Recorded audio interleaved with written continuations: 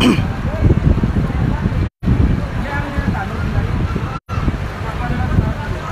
mga kabinanadre, kita subong sige hapon no, sa may tuyungan na Kalinog, Iloilo. Ang Philippine Coast Guard subong makasama nag-abot na no, sa lumo nila subong ang mga tringon ining upod sa taga Kalinog MDRM o mga kasama sa lumo nila no, ining lugar kung sa diin na lumos no, ining si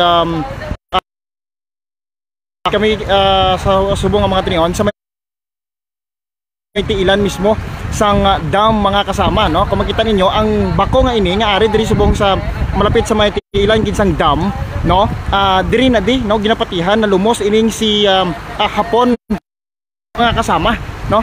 So dira sa may unahan na da mga kabyanan, sa unahan na da sang bako mga kasama no, dira na da no, madalom na da nga porsyon mga kasama ang area. So ginapatihan dira siya na stuck o kung dira siya sa idalom na nakasabit no.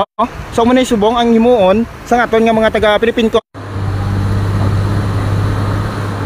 Halin pa ni subong sa Iloilo mga kasama. So kanon nila ni nang asalumon no mga kabyanan.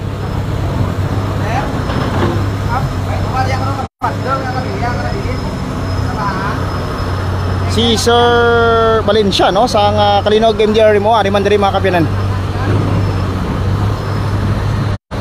Pero pasensya gid nagdula-dulang signal naton dire kita magikapinot sa signal dire sa subong mga kasama.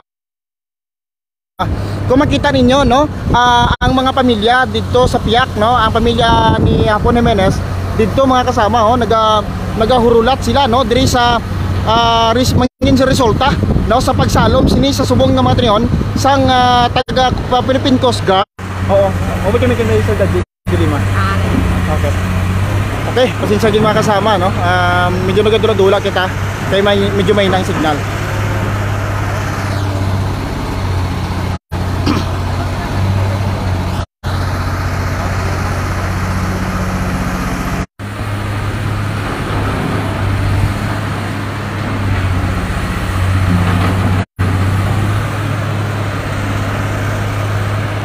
So sa liwat no mga kasama, sa hapon diri kita nakatutok sa sining retrieve.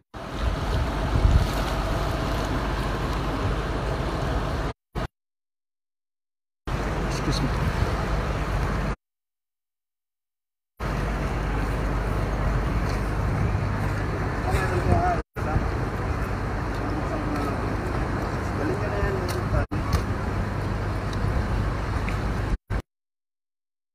So Philippine Coast Guard mga kasama no, sa subong mga tringon nag-prepare.